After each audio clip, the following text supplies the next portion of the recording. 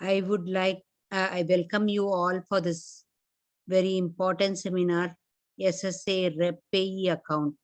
I thank DRC staff in sharing all the valuable info to you all. I also would like to let you know that we have two more important seminars coming up.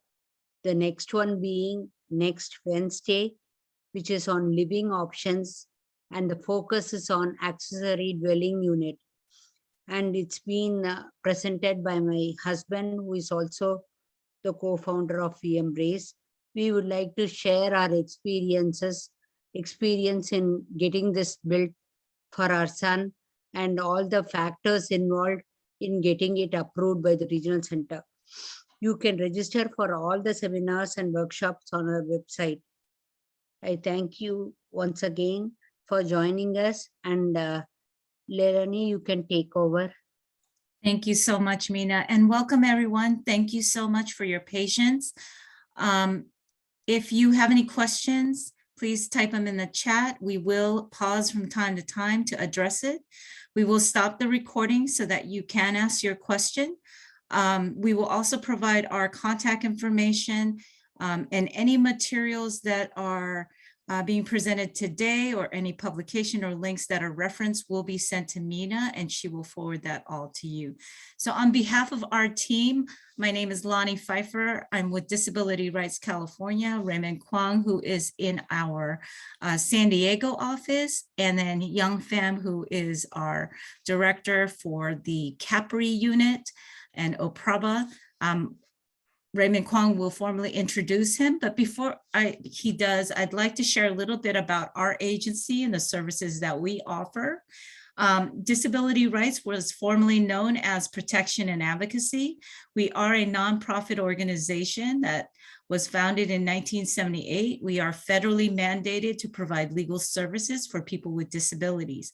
Some of the issues we work on can be anything from special education, public benefits, regional center services, housing, employment, mental health services, and so forth. We do have offices in Sacramento, Los Angeles, Bay Area, San Diego, and our smaller offices is Fresno, Ontario, and Modesto. I think we have one other staff member, Young. I don't know if you want to introduce them as well after Raymond introduces you. But I'll go ahead and turn it over to Raymond Kwong. Good evening, everyone. I'm just going to provide an introduction to your presenter today, Young.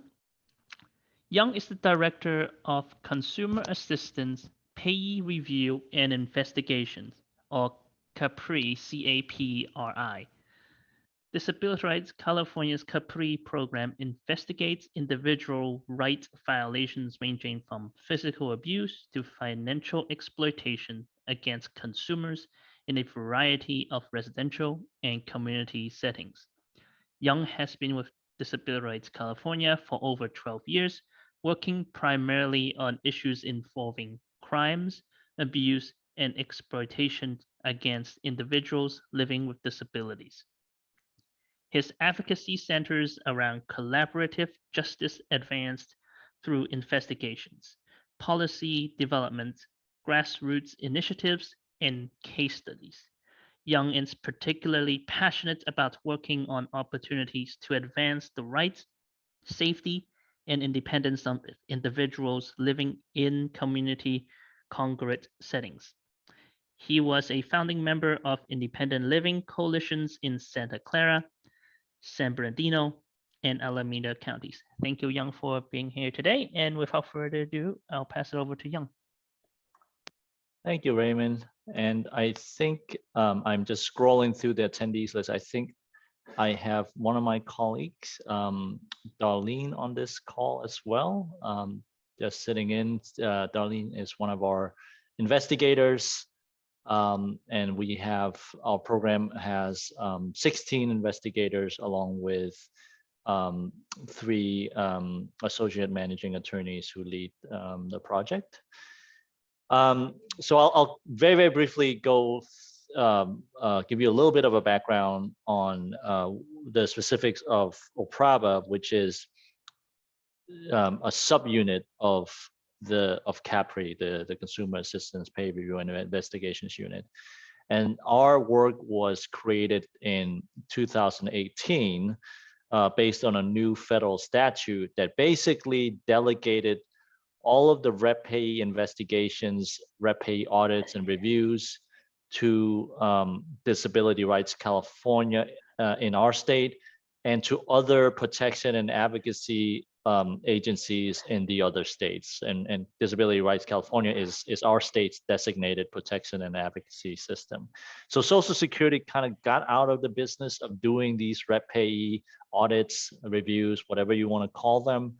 The federal government, Congress felt it was better suited to have a disability rights organization do these, because in the course of the reviews, we also provide advocacy services, referrals, we identify other needs that may require the intervention of OCRA or legal advocacy units. Maybe there are ADA violations, maybe there's discriminatory behavior, all things that touch on disability, we can then advance to other units within DRC, as well as take those issues on ourselves.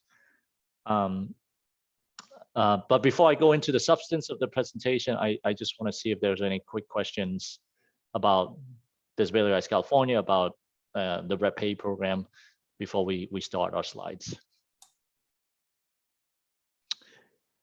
Does DRC represent individuals in this role is another chat question.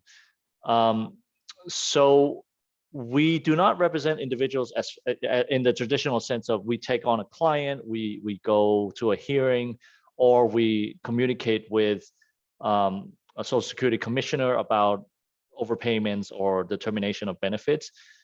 We don't do that because that's not allowed under our funding, at least this funding. What we do, and this kind of goes into the second chat question about clarifying what DRC does in SSI audits, is that when we go out and we get assigned Rep Payees, and you can imagine there are literally hundreds of thousands of Rep Payees. So unfortunately, our work will never stop. We're assigned Rep Payees yearly on a quarterly basis from Social Security Administration. So that means that they picked out these representative payees for us to review. Now, being selected for a review or doesn't mean that the Rep Payee has done anything wrong. And the Rep Payees that we review range from individual parents all the way to county government agencies or corporations who act as Rep Payees, and anything in between. Doesn't, as I said, it doesn't necessarily mean that they've done anything wrong. It's just if you're a Rep Payee, you are required to submit to these reviews.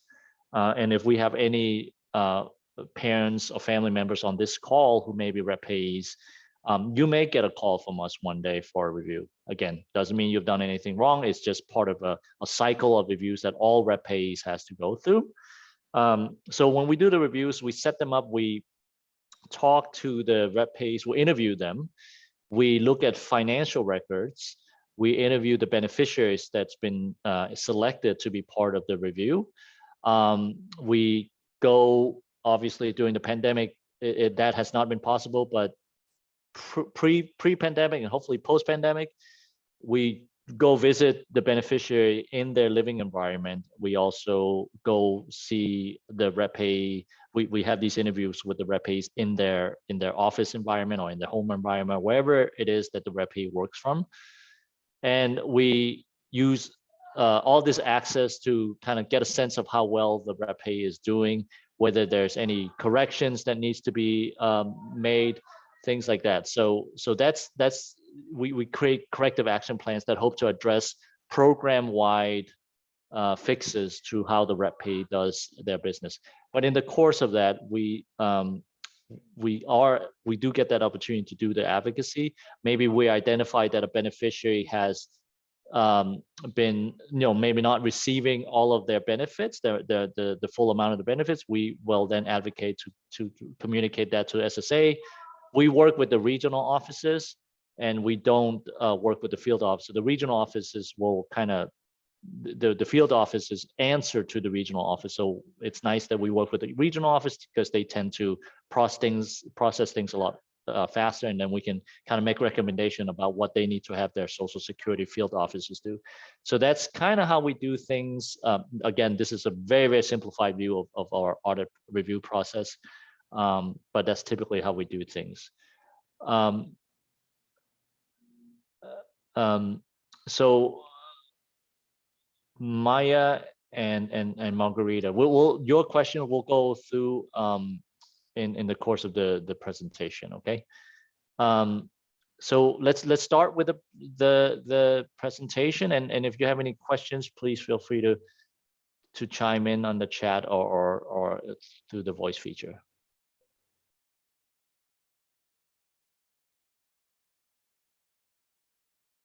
This material is really basic, and if you're a Rep Payee, it may be very, very old news to you, but the role of the Rep Payee is basically an individual or an organization that receives Social Security or SSI benefits for someone who cannot manage or direct someone else to manage his or her Social Security benefits. Next slide, please.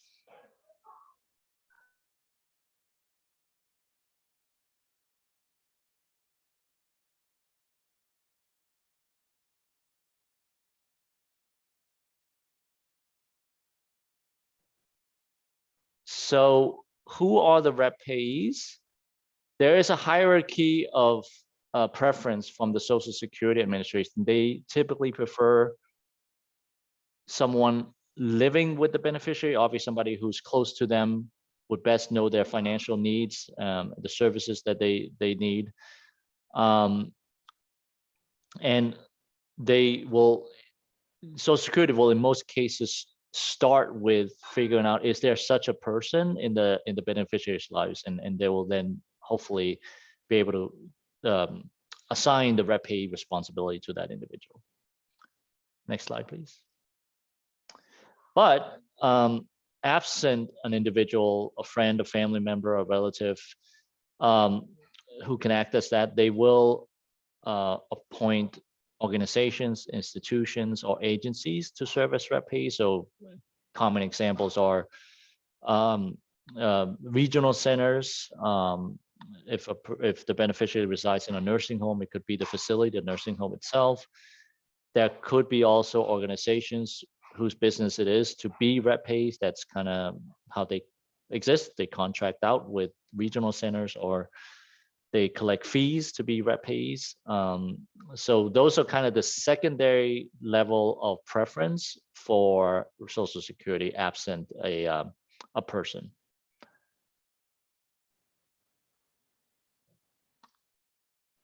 So what goes into appointing a Rep Payee? So the decision, and the Social Security often gets all of this wrong, and they get it wrong because it is not convenient for them to have to go through the right process. And so you always have to be mindful of that. If you are somebody who is trying to change a Rep Payee, or somebody who's trying to become your own payee, so get out of from under a Rep Payee. So the decision to appoint a representative payee is based solely on the beneficiary's capability to manage their Social Security income. So it's a very, very narrow inquiry. Having a disability in and of itself is not sufficient for appointing a Rep Payee. And I often see, and it's infuriating, but I often see that somebody who may have a cognitive disability is by default assigned a payee, even though they may be very, very good with financial management. That person understands budgeting. They have, a list of expenses, they have ledgers, and they're really on top of their finances, but yet they are subject to being under a Rep Payee just because they may have a disability that is cognitive in nature. there are also simply folks that have physical disability that has nothing to do with their cognition, yet they are also assigned a payee. I've encountered incredibly intelligent beneficiaries who are homeless, and because they are homeless, were assigned a Rep Payee. So the key here is that it's supposed to be a very, very narrow inquiry by SSA, and that disability is not a criteria for appointing a rep, or disability itself is not a criteria for appointing a Rep Payee. Next slide, please. There are some, there are some individuals who are categorically required to have a Rep Payee until the condition expires or the condition ceases. So, for example, somebody who's been deemed to the judicial proceeding to be legally incompetent, or somebody who, a minor, so individuals under the age of 18.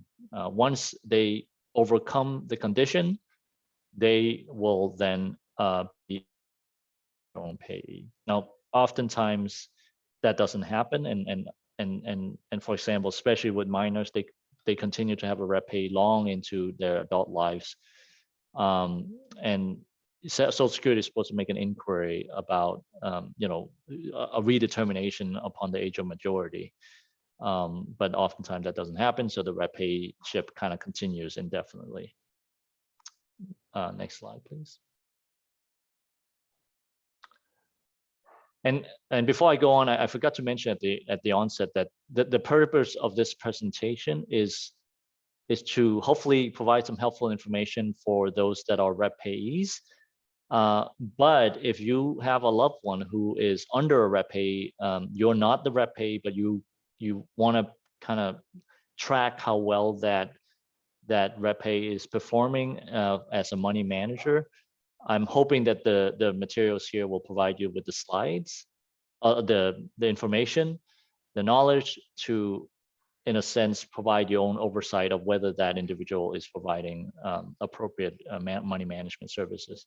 And whenever you encounter a situation where you feel the Rep Payee has not provided appropriate services, there are some concerns about misuse or mismanagement, you can contact me directly, and what we can do is possibly request an audit of that individual or that company or organization. So I forgot to mention that at the beginning of the presentation. So I see that there's a lot of questions, and I, just for the sake of time and kind of the flow of the presentation, maybe we can take it towards the end of the slides, and you know, hopefully we'll find a way to get all the questions answered.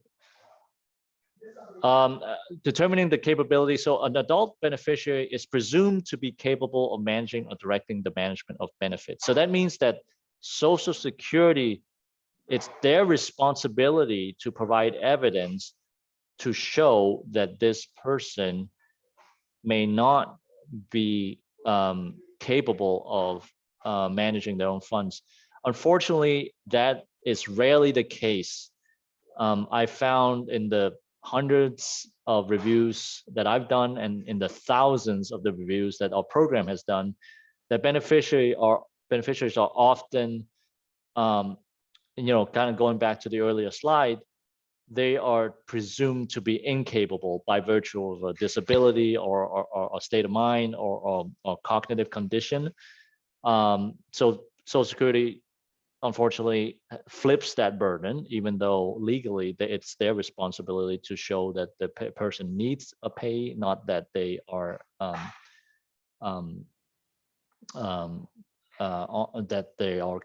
capable. Next slide, please. So, if you can go back, yeah, I just want that last bullet there. So if you have a family member who is under a payee-ship, or you encounter somebody who is under a payee-ship, you know, you can keep an eye out for whether that beneficiary wants to be their own payee. The process of becoming your own payee is fairly simple, although logistically, given the shortage of SSA resources and staffing, it's been difficult for community members to get the process going just because there's such a backlog, and SSA is really behind on processing claims and things like that. So next slide, please. Is a beneficiary's capability ever reevaluated? So once you become once you're subject to a payship, that doesn't mean that you're always gonna be subject to it. And as a matter of fact, any given time you can you can request to have a reassessment of your capability. And it can be literally the day after that you've been assigned a Rep Payee and you feel this is not right. You know, you can submit that paperwork and request a new appointment. And the evidence next, if you can advance the slide. And I think that it kind of, this last bullet here touches a little bit about touch a bit on maybe Margarita's question, to be removed or to change the payship. There is a form, it's called the SSA 11BK. It used to be available online on the SSA homepage. They intentionally removed it because now they want the public or somebody who petitions for a switch in the payship to come in and fill that out in the office so that the Social Security staff can interview the beneficiary, can interview the payee, whatever they need to do to establish that capability. But you can, if you Google 11 BK, SSA form 11BK, it will take you to an archived copy of that form. And you can always request somebody else. So let's say you are a regional center client and you you don't want the regional center to be the Rep Payee anymore. Somebody in your life has been determined, or you feel that somebody, you know, you have a family member who might be good for the payee responsibilities, you can then request that change through that 11BK form. Next slide, please. So there are situations when the Social Security must consider reviewing capabilities. So if they get wind of an indication that the beneficiary can't manage or direct the management of his or her benefits, you know, maybe they are made aware that the person has a pattern of poor spending, utility and rent not paid on time. Maybe they're subject to an eviction notice and their rent is supposed to be paid through their Social Security income. Things like that could be an indicator that a Rep Payee will be assigned. Sometimes protective services, adult protective services may be involved, and they will sometimes submit a request to Social Security to request a payee in order to protect, you know, the assets or the Social Security income of the beneficiary. Next slide, please. So what about leisure spending? Well, this is a tricky, you know, it's a fine line because we all, you know, have a little bit of money left over for leisure spending. Hopefully most of us will have a budget and use, you know, and stay within the budget so that it doesn't eat into our ability to pay for rent, medications, you know, critical utilities, things like that. So leisure spending in and of itself is not necessarily an indicator of a poor spending pattern. I mean, you know, I guess the basis is as long as you have the ability to pay for medications and rent and food, nobody's asking you to have to save up for a 401k or retirement or things like that. But so somebody with a sizable leisure spending budget may still be considered responsible for the purpose of Rep Payee if they are still able to, you know, meet their other kind of necessary needs, necessities, like rent and medication and utilities.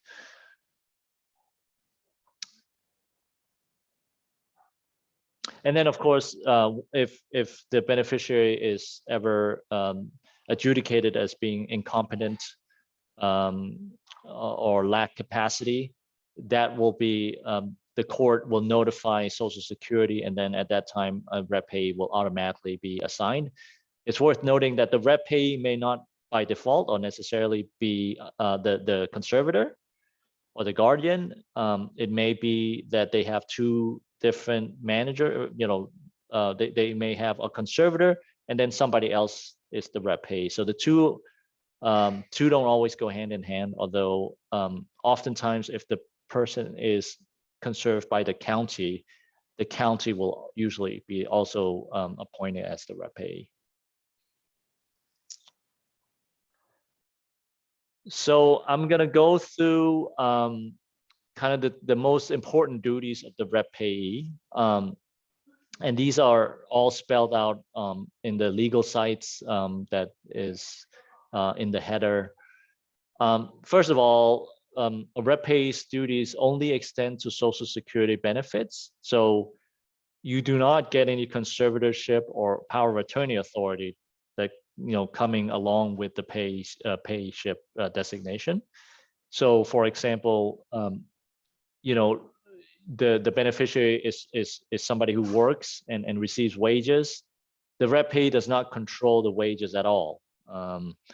As a matter of fact, they are to keep funds separate from the wages if possible, and they are to account for those wages when they report to Social Security, so that the beneficiary doesn't risk incurring an overpayment.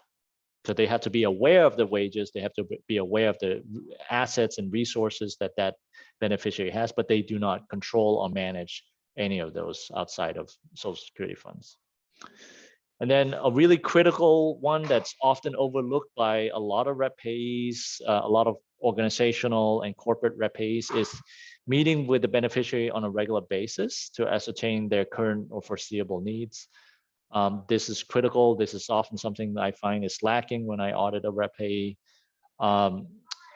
Conduit pay practices. So one of the things I typically see in poor performing Rep Payees is that they don't communicate at all with the beneficiary. They basically, when they get the Social Security income in, they basically write a check to the beneficiary, let's call him John Doe, for the entire amount, and then they just let John Doe manage that money on their own, which kind of defeats the purpose of having a Rep Payee. So while it's not quite illegal, it is not recommended. The time when it is possible is when it is part of somebody's effort to get the beneficiary to a point where they can start self-manage money. So I can give you two extreme examples. The bad extreme example is that there are companies that charge a fee that's taken out of the beneficiary's monthly income. They charge a fee to be a money manager, but yet when they get that check, instead of managing the money, they just send that entire check to the beneficiary. So they, of course, deduct the fee first, and then they send the rest. And so they get paid for doing no work. So that's kind of one of the bad conduit situation. A good conduit situation is, let's say you are a community service provider who is also a Rep Payee, and you know this beneficiary really well. You've known them over the years, and they're at a point where now they really have developed the ability to possibly be on their own and self-manage their funds. In which case you incorporate their plans into the planning documents, like an IPP, and it'll detail something like, John Doe is getting his full amount this month in order to be able to acquire the ability to self-manage funds. We are maintaining, we track his rent, and we make sure that he does pay the rent and utilities, but otherwise he does it on his own. So there, it's well documented. There's a therapeutic or rehabilitative purpose to this conduit practices. In that case, that's fine. I personally encourage it. I always love encountering a case when the beneficiary is being assisted by the Rep Payee to become independent through this process. So that's kind of the other extreme example of a good conduit practice.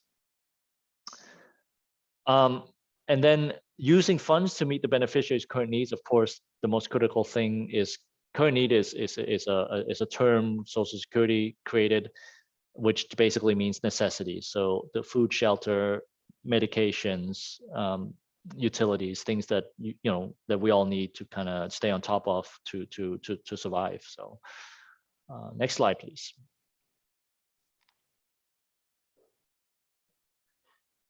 Another thing is conserving and investing benefits not needed for the beneficiary's current needs. So, you know, conserving is just saving funds if possible. The sub bullet is, can a client request all the saved funds? Well, it depends. It depends what it's going to be for.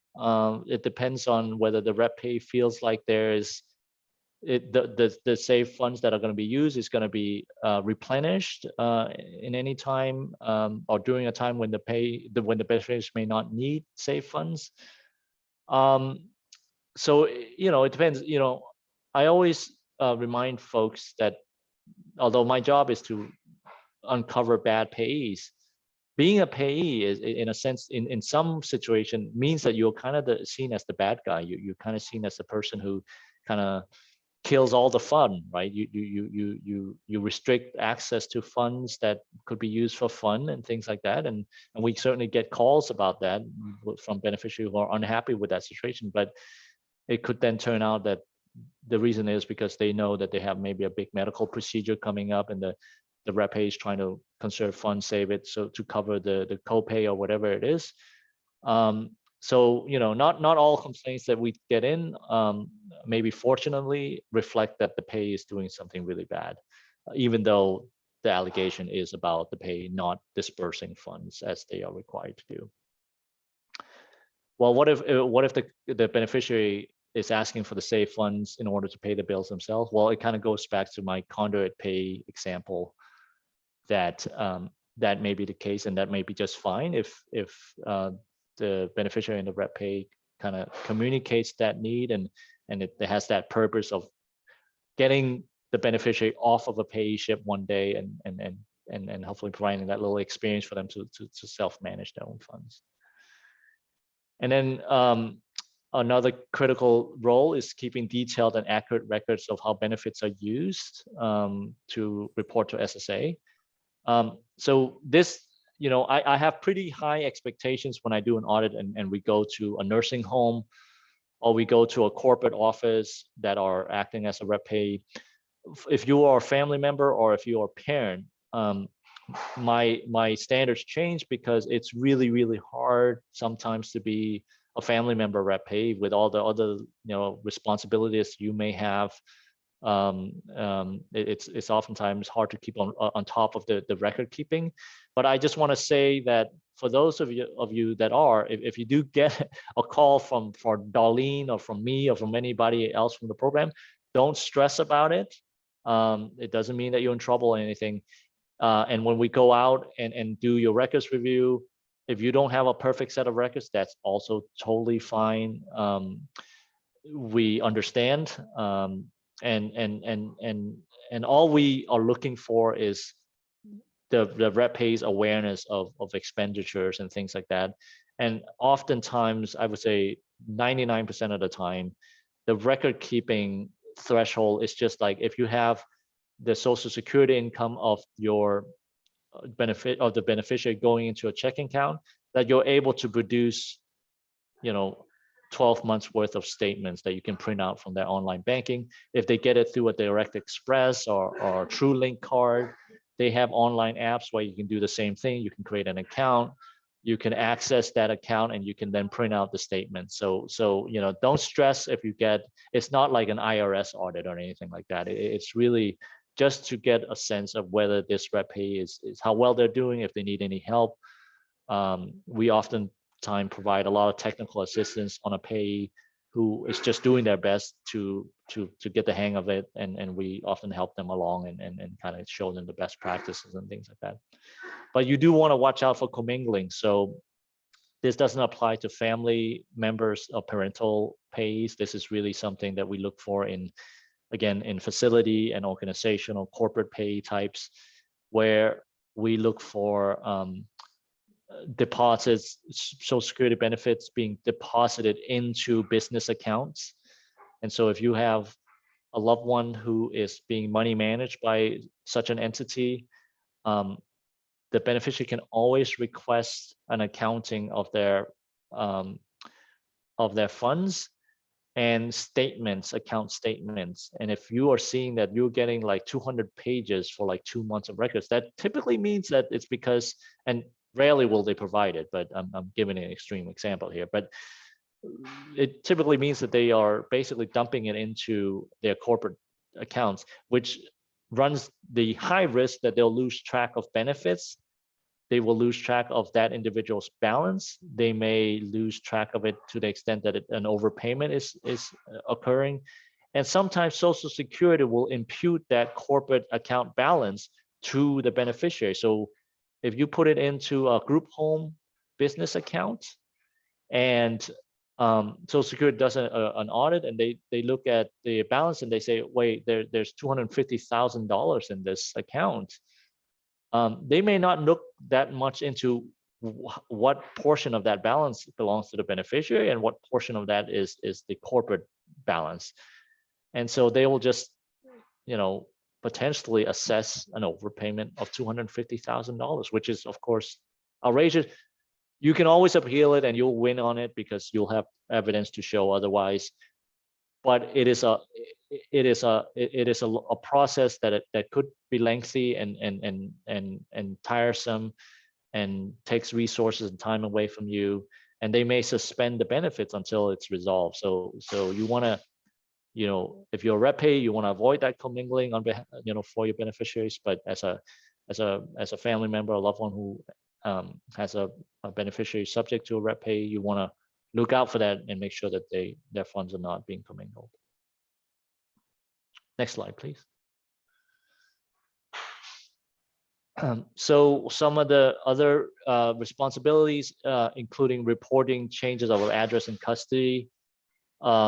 So basically, reporting changes is reporting anything that may affect that person's benefit amount or eligibility.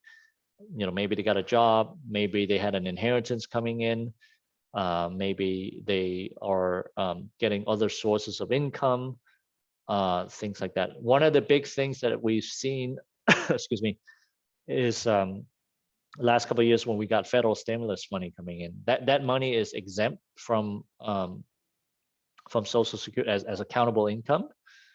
But the rules have changed over time, and payees have reported that. And if you're a payee, the takeaway is that even though that's reportable, keep in mind that that is subject to an exemption for as accountable income.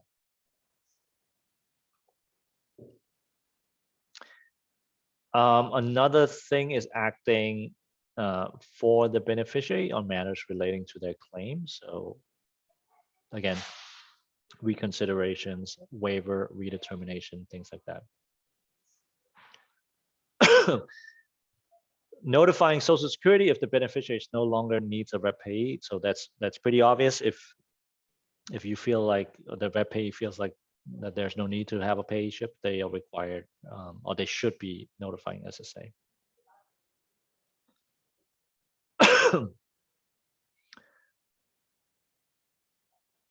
Duties of the payee.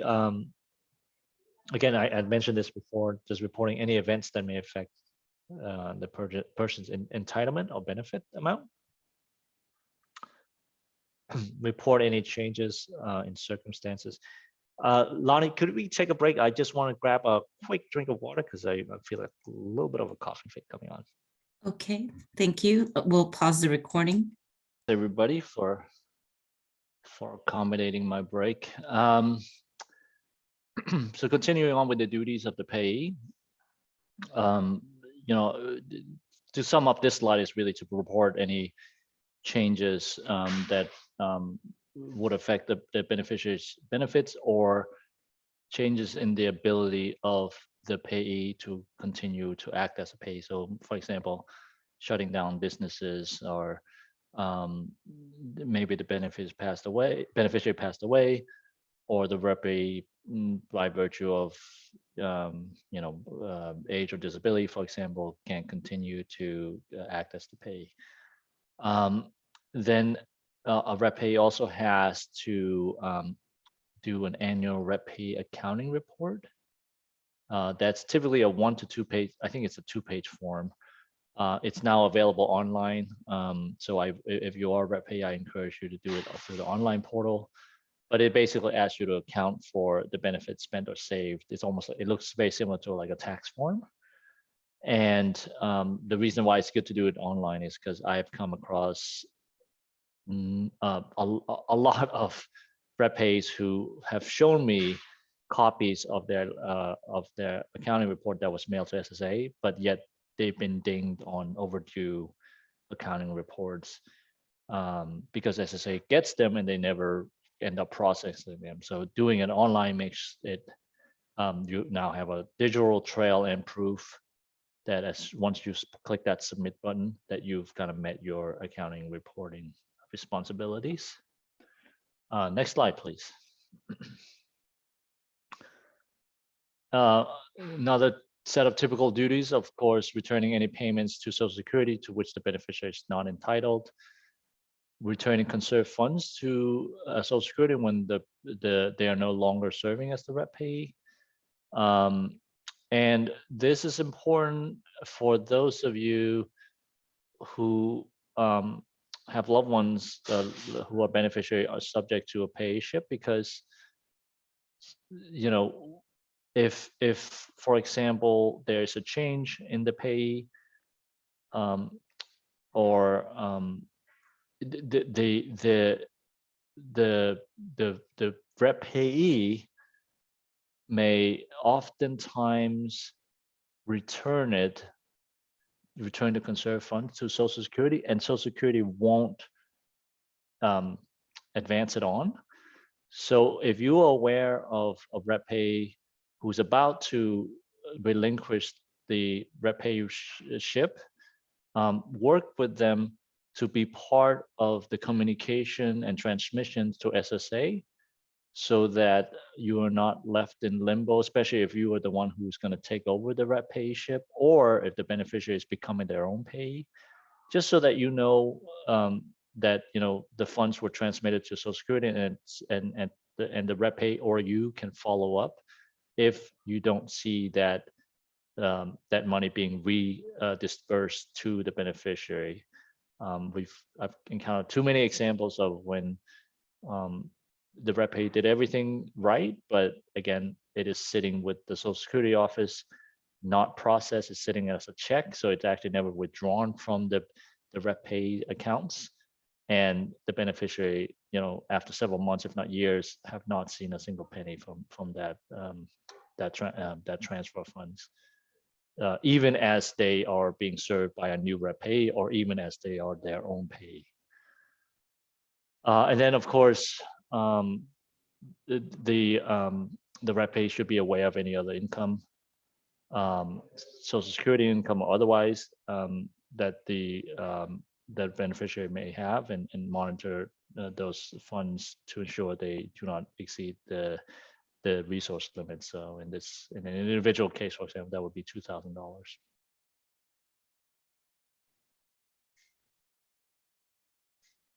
So some additional critical ways that an organizational payee can help the beneficiary.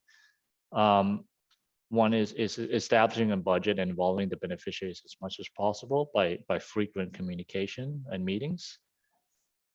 Figuring out the appropriate personal and incidental needs of the beneficiary. Personal and incidental needs is basically what's considered spending money. That's usually cash that the beneficiary gets dispersed to them on a either monthly or weekly interval so that they can kind of use it for their own leisure and some fun. Now, once that money is in the hands of the beneficiary, the Rep Payee cannot control how the beneficiary uses the funds, or they can't demand, accounting for the use of those funds. So they can't say, you provide me with all the receipts from purchases you made with your P&I money, which is why it's important to discuss the P&I allocation as you meet and budget with the client. This becomes a particular issue if the beneficiary is known to have typically a medical condition, such as diabetes, and they purchase a lot of sweets with their P&I, and so it's recommended that the Rep Payee is very involved in working with the beneficiary to come up with a budget that they still allows them to have some fun, but at the same time doesn't provide an avenue where they may do something that might not be good for their health.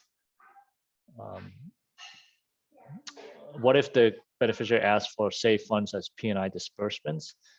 Again, that is fine, and I always take the position that a beneficiary should have access to as much of those funds as possible if there are no other reasons to keep them as conserved funds, and it doesn't jeopardize, the ability to cover the necessities like, rents and medication and so on. Another important role for the Rep Payee is explaining Social Security benefits and payments, and again, look at the expenses, the beneficiary's expenses, and kind of discuss why those expenses are there and why they are needed, or maybe why they shouldn't be needed. And then updating the beneficiary on any current or large retroactive payments that they may have coming in. Next slide, please. So helping the beneficiary complete applications for other needed services. So, working there and so securing additional resources, maybe filing job applications, college applications, whatever it is. Definitely, if possible, helping the beneficiary file income tax returns, because of course, the Rep Payee is in a better position to do that. And then finally, recommending an alternate person or an agency if they no longer can serve as the Rep Payee. So I do not, when I do an audit, I do not like to see that a beneficiary has been kind of hung out to dry because the Rep Payee decide they don't want to be a pay for this person. They notified the Social Security Administration, and they just released or discharged the beneficiary, and beneficiary is kind of left on their own, typically without access to any of their Social Security income because there's no Rep Payee assigned, and so that is something I've unfortunately seen all too many times. But it is certainly something that when I see it, I use it as a reason to kind of dig deeper into that Rep Payee's practices. Next slide, please. So there are a couple of different resources that we can all access if you see some issue with a Rep Payee. First of all, you can always contact your local SSA office to make a complaint. Now that sounds easier said than done. I think many of us have probably already tried, and it's extremely backlogged and very slow. You can also, and if it's something that's just outright a crime, or somebody's being financially exploited, today, don't hesitate to call the local law enforcement, especially the Special Victims Unit are very comfortable with dealing with financial crimes of vulnerable populations, and so they are a good resource. You can also contact the Office of the Inspector General for any misuse allegations.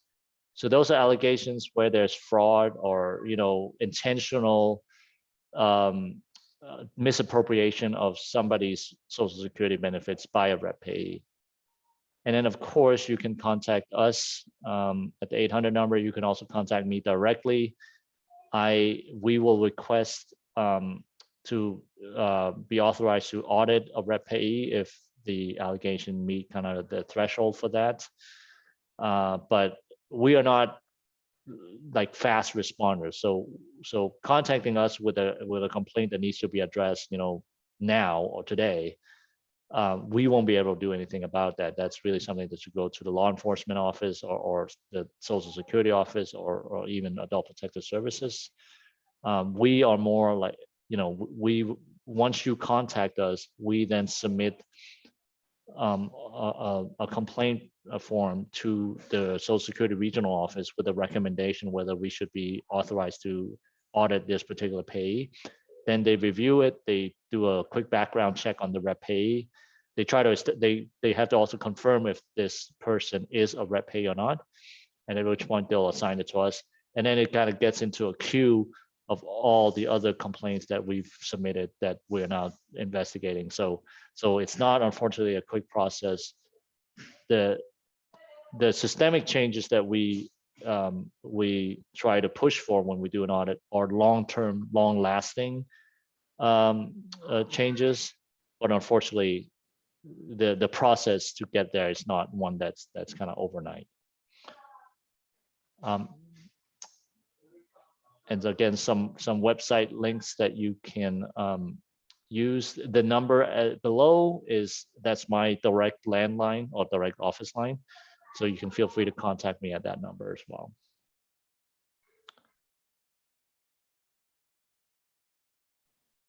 So that ends our presentation, and I guess we'll open it up for any questions that you may have.